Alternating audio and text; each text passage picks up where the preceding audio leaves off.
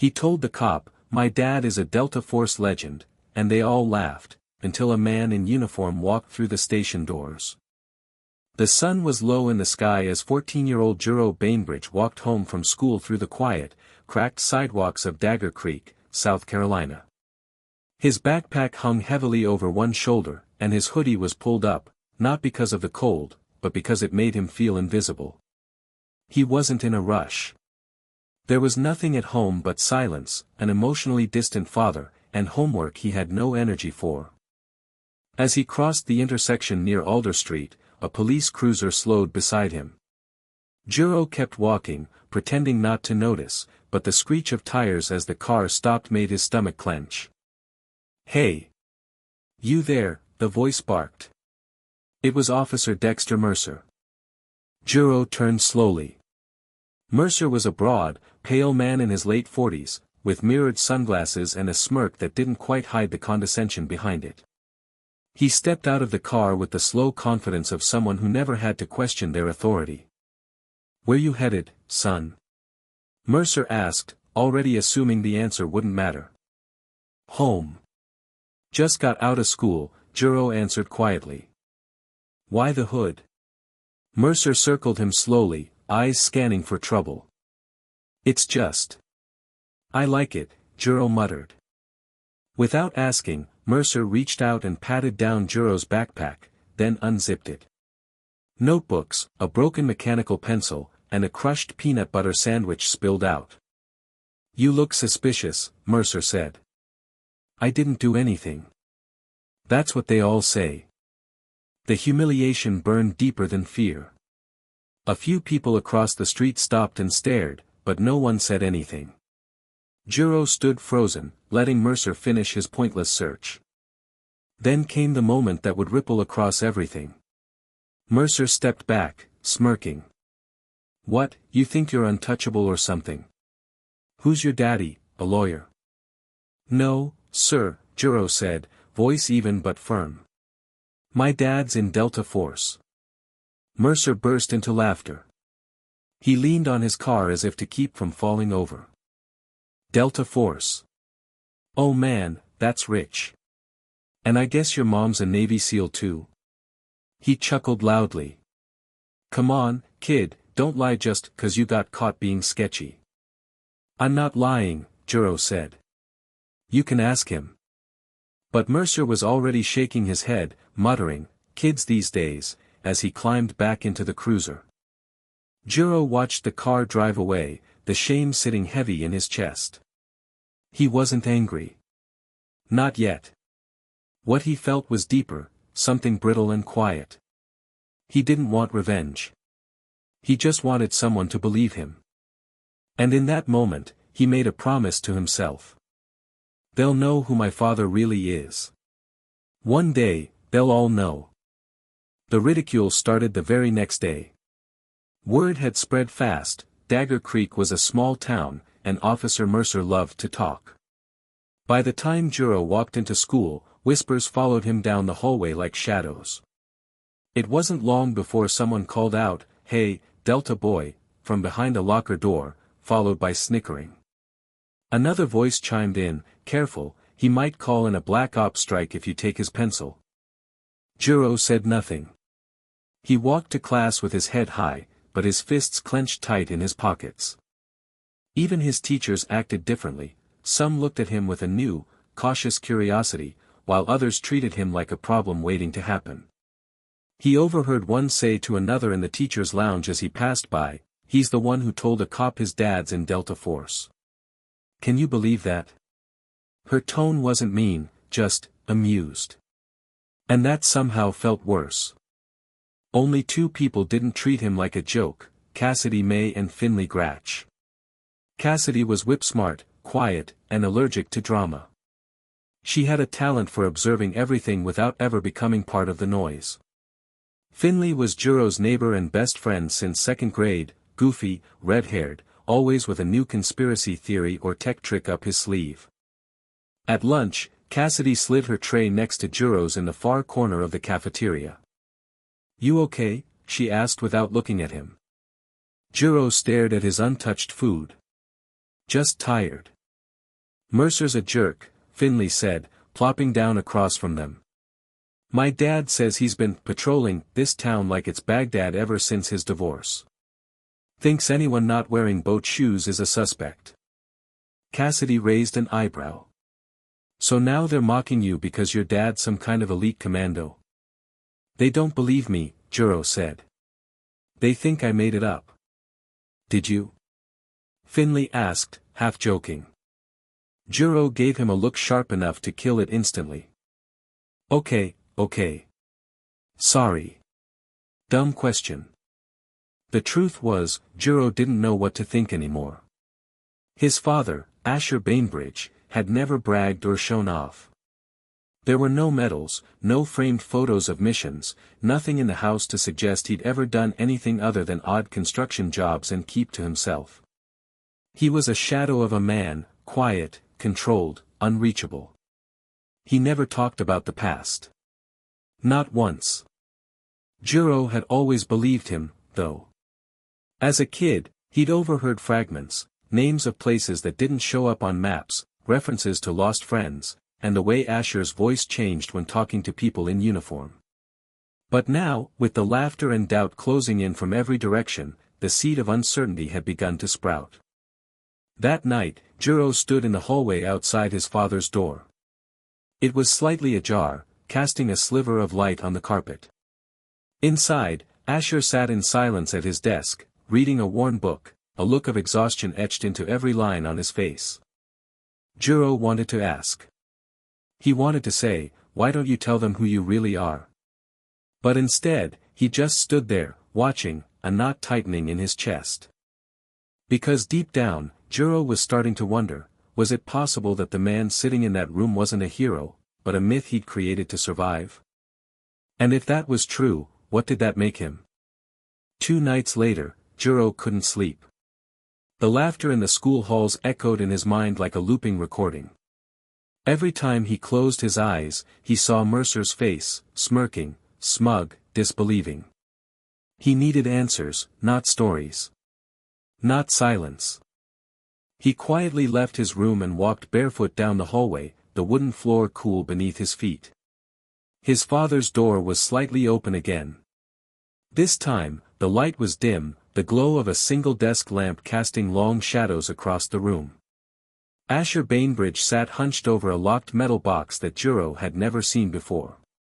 The key in his hand trembled just slightly before he inserted it. Juro stepped closer. You couldn't sleep either, Asher said without turning around. No, Juro replied, hesitating at the door. Dad, they're saying things. At school. In town. I know, Asher said simply. Why don't you tell them the truth? Asher sat up slowly, the lines on his face deeper than Juro had ever noticed before. He turned toward his son and motioned him to come inside. Juro sat on the edge of the bed, nervous, unsure of what was about to unfold. Asher placed the key on the table and opened the box.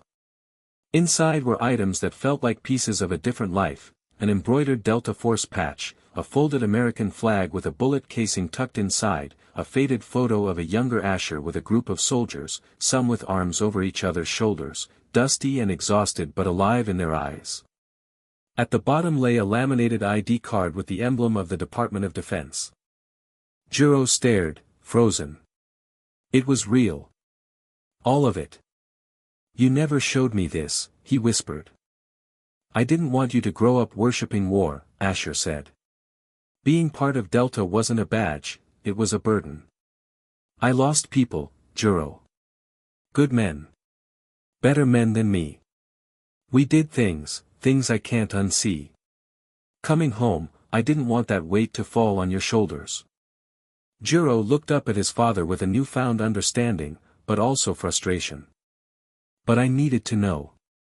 They mock me. They say I made you up. That I'm just some kid telling stories. Asher exhaled deeply and stood. He walked to the closet and pulled out a thick canvas duffel bag, unzipping it carefully. Inside was a uniform, neatly folded, with the same Delta insignia and an array of patches and tabs Jiro didn't recognize but instinctively knew were important. "I've spent my life trying not to wear this again," Asher said quietly. "But maybe I've been hiding from something more dangerous than war. From being a father who should have stood up for his son." Jiro didn't know what to say. There were no words. Only silence thick with emotion. Asher put the uniform back in the bag and zipped it shut. "If they touch you again, if Mercer steps out of line, you call me. No matter what. Understand?" Jiro nodded slowly. And for the first time in a long while, Asher reached out and rested his hand on Jiro's shoulder, not as a soldier, but as a father reclaiming ground he never should have lost. That night, Jiro slept. Not because the town had changed, but because now, he knew the truth. And the truth had weight. The week that followed was the hardest yet. At school, the jokes had evolved into something crueler, more strategic. One morning, Jiro opened his locker to find a plastic army figure dangling from a shoelace, a handwritten sign taped to its chest, "Delta Daddy." Laughter roared down the hallway as he stared at it in silence. Cassidy tore the doll down and tossed it into the trash while Finley stood by, red-faced with rage. "This isn't teasing anymore," he muttered. "This is targeted." Jiro said nothing. He didn't cry. He didn't fight. He just clenched his jaw and walked to class. But inside, something was building, quiet and dangerous, like pressure under the earth.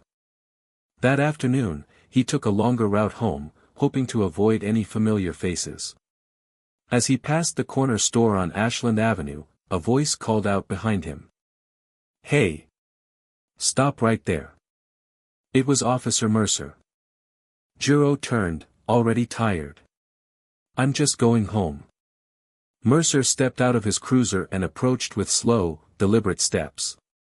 "Funny, you always seem to be, just going home, huh? What were you doing by the store?" "I walked past it." "That's not illegal." Mercer's lips curled. "Got a smart mouth today. Mind if I search you again?" "Yes, I mind," Jiro said. "You've got no reason." "Wrong answer." Before Jiro could blink, Mercer grabbed his arm and twisted it behind his back, forcing him against the cruiser's hood. Pain shot up his shoulder.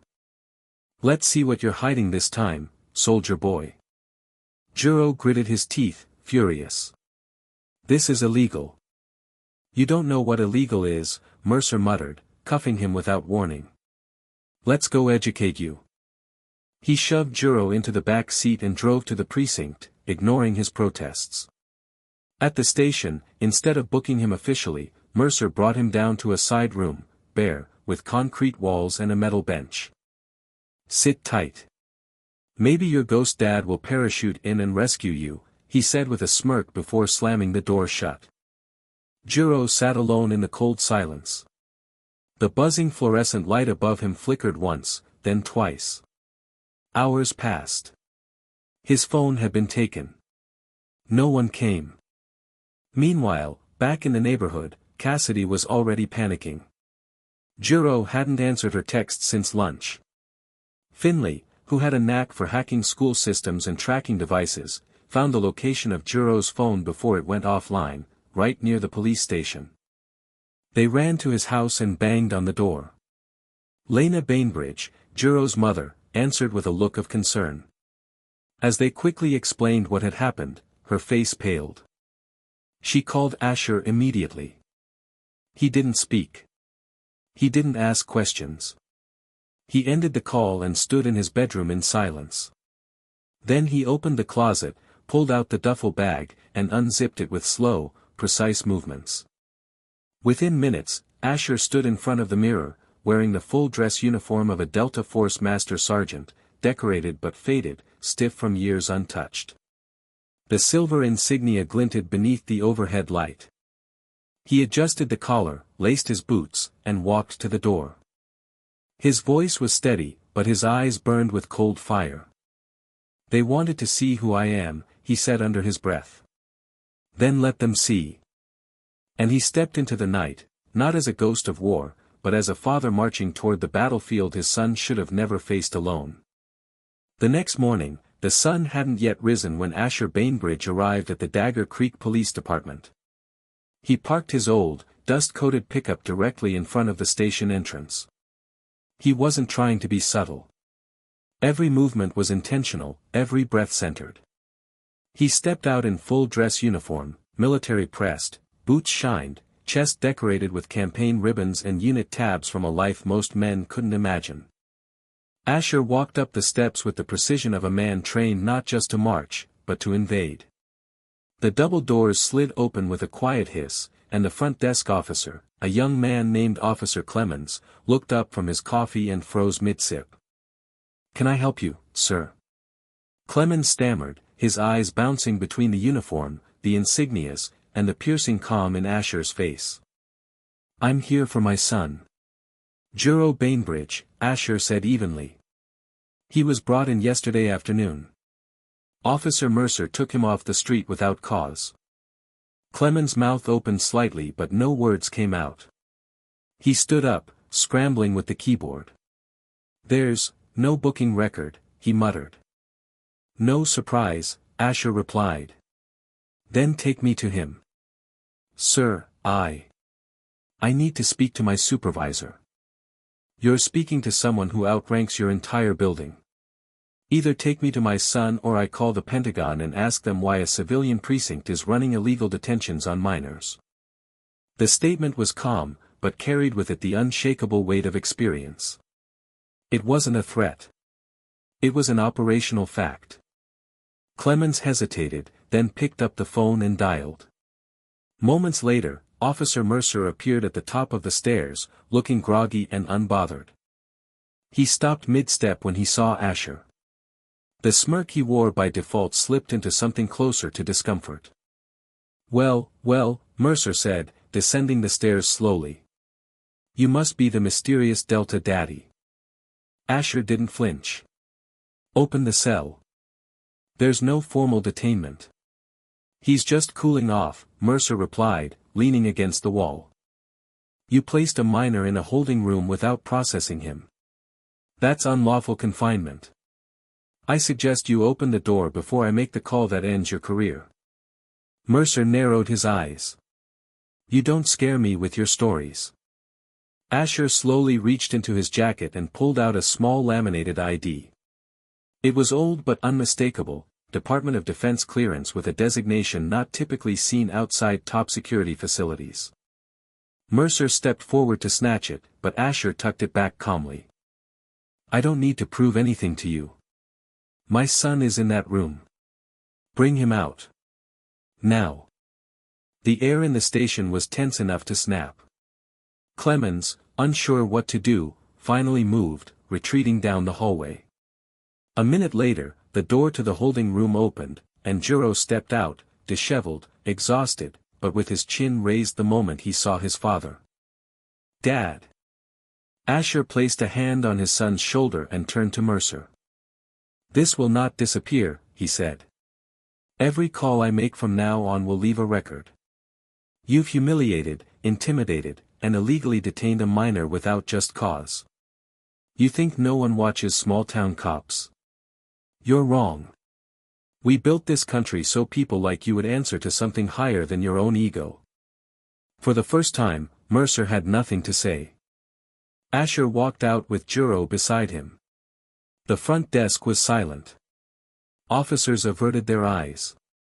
Outside, as dawn finally broke over Dagger Creek, father and son stood beneath the rising light.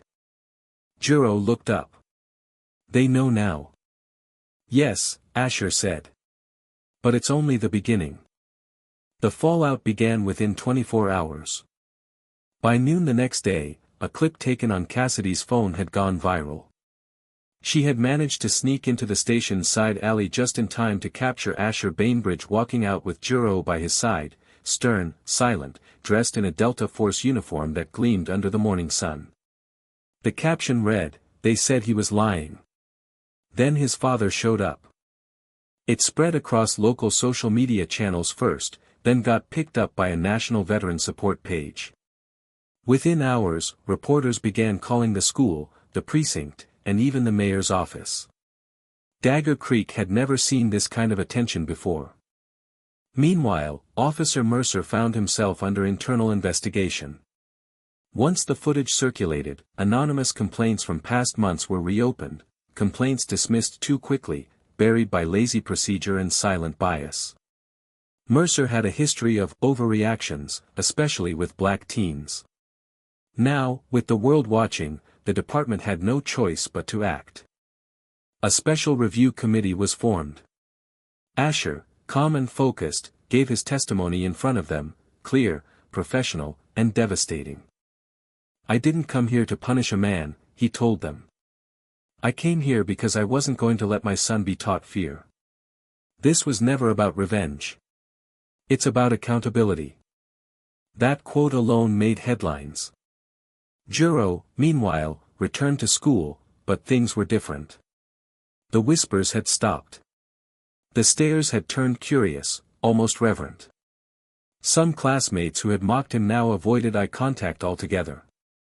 A few even apologized, awkward and ashamed. Finley printed shirts that said, "Believe the quiet ones," with a Delta Force patch on the back. Cassidy rolled her eyes but wore one anyway. One afternoon, the school principal called Juro into his office. "I owe you an apology," Principal Hewlin said, shifting uncomfortably. "We should have protected you. From mockery. From prejudice. From all of it." Juro didn't say anything at first. Then he nodded. "I don't want an apology," he finally replied. "I want it to not happen to someone else." Those words hit deeper than any speech. That night, the school board held a public town hall where Asher and Juro were invited to speak. The gymnasium was packed, parents, teachers, students, city officials. Asher spoke about dignity, about identity stripped away by small-minded power. Juro spoke about silence, how it's easy to live unnoticed until someone decides you shouldn't be. He ended with, "My dad never wanted a spotlight. But now that it found him, he's using it for something good. Maybe we all should." The crowd stood. Not because they were told to, but because something inside them shifted. And as the town of Dagger Creek took its first real step toward reflection, Juro sat beside his father afterward in the empty gym, their silhouettes dark against the rows of chairs. "You proud of me?"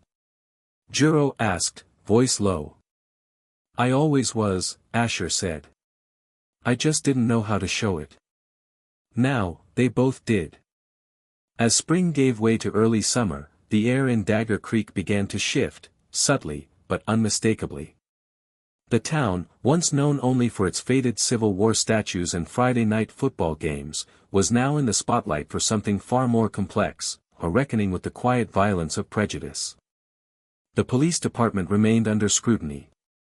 Mercer had been suspended pending formal disciplinary hearings, and several community leaders had demanded a civilian oversight board be established. The mayor, a cautious man named Everett Cullum, tried to tread lightly, but it was clear, things wouldn't be returning to normal. Too much had been exposed. Meanwhile, Asher Bainbridge had become a symbol no one expected. Requests came in from nearby counties, asking him to speak to youth programs, veterans groups, and even local academies about leadership, trauma, and integrity. At first, he declined them all. He'd spent years trying to disappear. But Juro was changing, and because of that, so was he. After a long conversation over dinner one evening, Juro made his father promise to accept one of the invitations. Just one.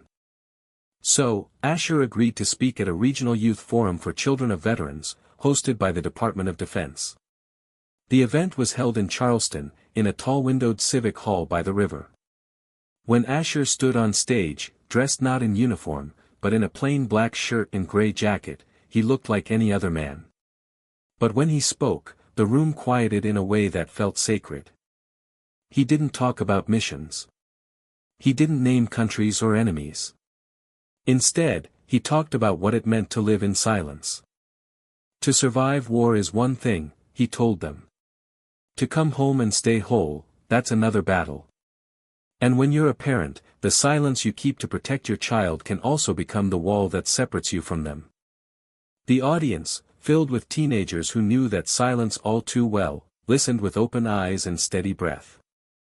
After the event, a Pentagon liaison approached Asher with a proposal to serve as a consultant for a new initiative aimed at bridging the emotional gap between military families and their civilian communities. They wanted someone real. Someone who had lived both lives.